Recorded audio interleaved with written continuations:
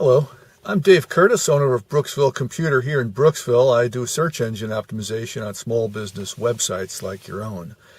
And I'd like to talk this week about something that's been kind of on my mind now for a while, and that is content marketing. And a lot of people are confused or they've never heard of content marketing. And what that is putting up pages on your website, usually in the form of posts, because so many websites today are using WordPress. And those posts are done on a timely basis based on what's happening in the market right now, based on what people are searching for, what they're looking for, and what's happening in the season based on if it's spring, summer, fall, winter, whatever is going on, and what their needs are, whether it's a holiday season and you're a retailer, or whether it's a storm season and you provide storm services, storm-related services or goods. So content marketing deals with creating as many new web pages as is required and stories that have a series of parts to them, to use keywords and key phrases that will attract people to your site for what it is that you're dealing with, what kind of content you have on your website is matching your services or your products. But it's also going to be something that will engage them enough so that they want to read the next part. So if you do a 3-part or a 5-part article in a series, it's either going to be something that's going to be a story about a client or a type of a client, the anxiety that goes on with them while they're dealing with an issue. It could be anything from disaster remediation for fire or for flood or for mold removal and that sort of thing, because those are the kind of things that interest people.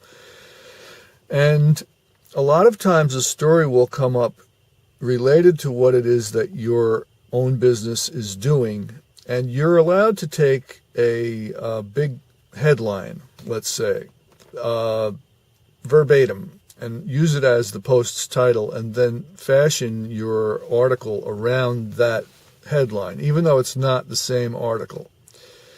You can take 3 or 4 different posts that are out there on the internet already and combine them, conflagrate them, draw all of the different aspects of them together, and you can mention the other website where it's from. You don't necessarily need to link to it. You can mention, you can put in a quote and give the author either a link or don't, but you're already using a small quotation, and you're also going to use your own ability to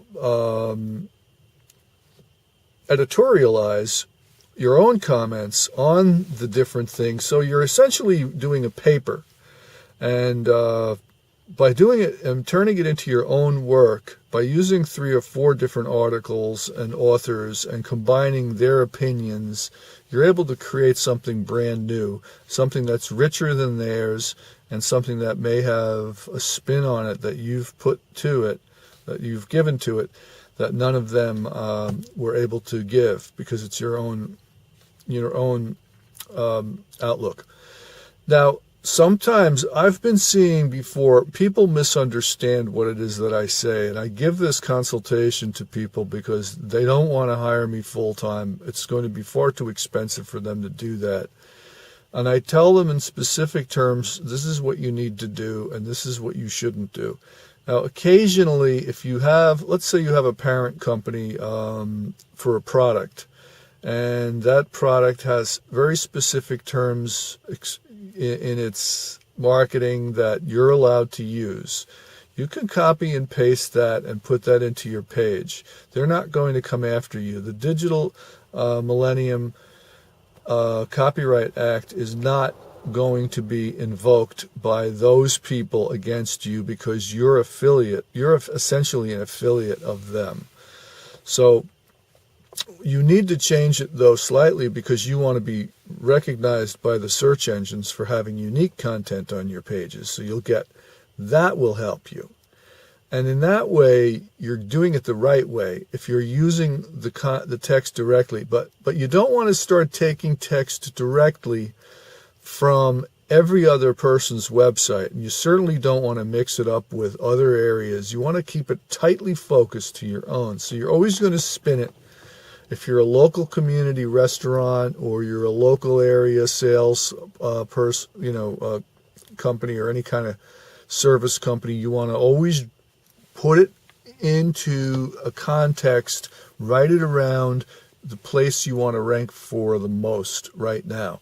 So if in Florida, for instance, where we are, the villages are very good, but also St. Pete is great, and so is Tampa. And, if you want to draw in more natural organic search from those areas, you need to write about a specific place in there and mention the actual area itself in broader terms as well, so that creates new content, and that helps Google to recognize your website for those terms. But you definitely need to keep moving on this and looking at this as a long-term strategy for your search engine optimization in the future. And that's all I can tell you, because it's not easy. It's a lot of work. And just take my advice on that, please. Anybody out there, my number is 352-232-1678. I'm here in Brooksville. I'm at 503 South Main Street, and thank you for listening.